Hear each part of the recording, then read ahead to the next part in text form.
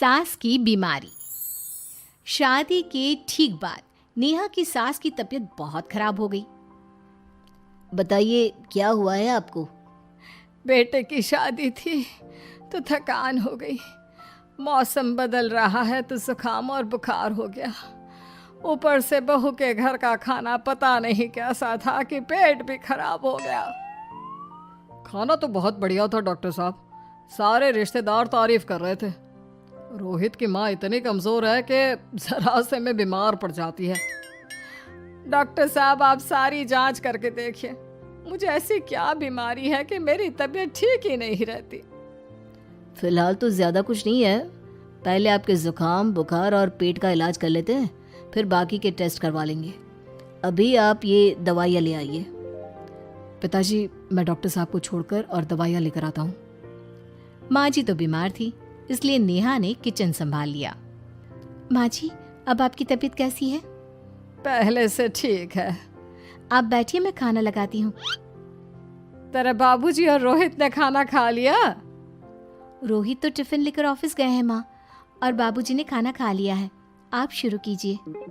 यह क्या, खाने में इतना तेल इतने मसाले?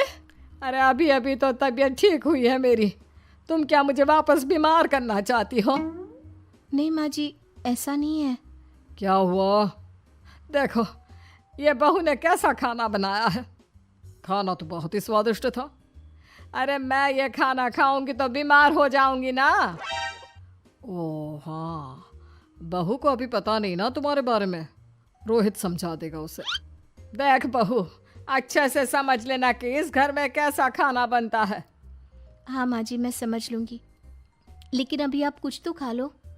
ये खाना खा लूंगी तो कल का खाना खाने के लिए बचूंगी भी नहीं।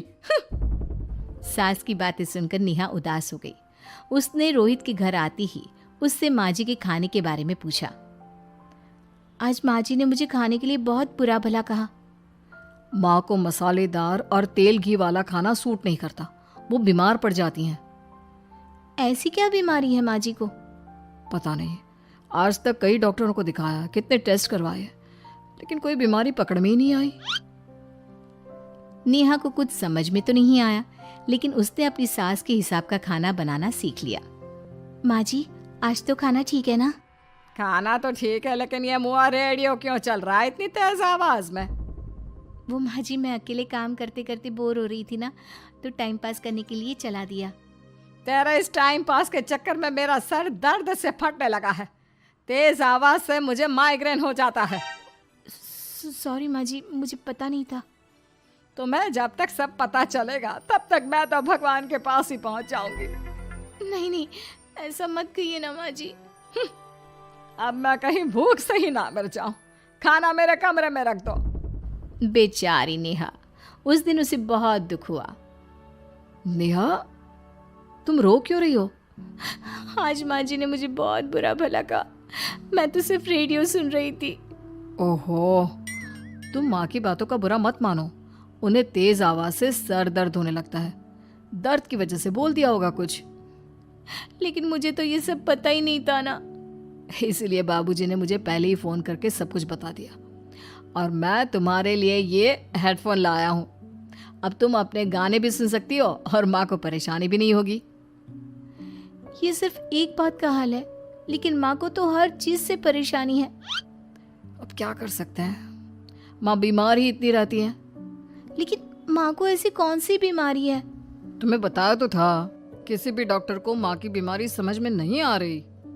अब तुम भी ये सब सोचना छोड़ दो, ये हेडफोन लो और अपने पसंद के गाने सुनो। रोहित के गिफ्ट से नेहा की एक परेशानी तो दूर हो गई, लेकिन उसके मन में कई सवाल खड़े हो गए। आज मैं देर से उठाऊं या तुम जल्दी उठ गई? वो माँ जी को कल रात भर सर दर्द हुआ ना, तो जल्दी उठकर उनकी जगह मैंने पूजा कर दी। अरे वाह, अच्छा अच्छा, हे भगवान ये किसकी करामत है? ये तो माँ जी की आवाज है। चलो चल के देखते हैं। क्या हुआ माँ? अच्छा, यह घर में गुलाब कौन लाया? मुझे नहीं पता, मैं तो अभी उठा हूँ। माँ जी आप कल रात भर सो नहीं पाई, तो मैंने जल्दी उठकर पूजा पाठ किया। घर में फूल नहीं थे ना, तो मैं बाजार से गुलाब के फूल ले आई। नेहा, माँ को गुलाब के फूल की एलर्जी है। अब मुझे ये कैसे पता होगा? अच्छा, तुझे कुछ पता नहीं तो तू वही काम क्यों करती है जिससे मेरी तबीयत खराब हो जाए? रोहित के बाबूजी, ये बहू मेरी जान लेना चाहती है। माँ जी, मुझे ऐसा करके क्या मिलेगा? वो तो तुझे ही पता, लेकिन कुछ तो है। रोहित की माँ, बस करो। बेचारी बहू को कुछ पता ही नहीं है, बस इसलिए उससे गलती हो जाती है। जाओ तुम कमरे में। बहू, तुम रोहित की माँ का बुरा मत मानो। वो अपनी बीमारियों से इतनी परेशान है कि उल्टा सीधा बोल देती है। नहीं नहीं बाबूजी, मुझे बुरा नहीं लग रहा, मुझे चिंता हो रही है माँ जी की बीमारी की। ये बताइए कि माँ जी को ऐसी प्रॉब्लम्स कब से होने लगी? शादी के 6-7 महीने बाद से। बाबूजी, तब घर का माहौल कैसा था? अरे भरा पूरा परिवार था। मेरे बाबूजी, माँ, काका, काकी, मेरे दोनों बड़े भाई, दोनों भाभियाँ, दोनों के 2-2 बच्चे हैं, एक छोटा भाई और एक बहन। सब साथ रहते थे। इतना बड़ा परिवार? हाँ, मैं जब 10 साल का हुआ ना, तब पापा का ट्रांसफर यहाँ हुआ। उसके पहले तक तो हमारी जॉइंट फैमिली ही थी। और माँ जी किस चीज़ से बीमार पड़ जाती हैं? जब तेज गर्मी हो, ठंड हो या ज्यादा बरसात हो जाए। जब माँ ज्यादा थक जाए, जैसे दिवाली पर घर की सफाई या कोई फंक्शन हो, या ज्यादा मेहमानों के आने से घर का काम बढ़ जाए।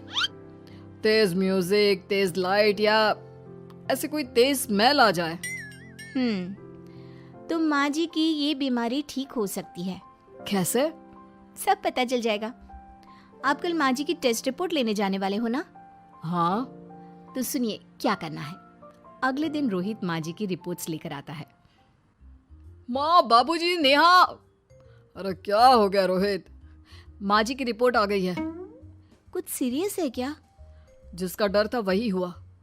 अरे गोल गोल बातें मत कर, सीधी तरफ बता बेटा, क्या हुआ है मुझे? माँ, आपकी किडनी, लिवर सब फेल हो गया है। आपका दिल भी कमज़ोर हो गया है। डॉक्टर ने कहा है कि आपके पास सिर्फ 1 महीना बचा है। ये क्या बक रहा है?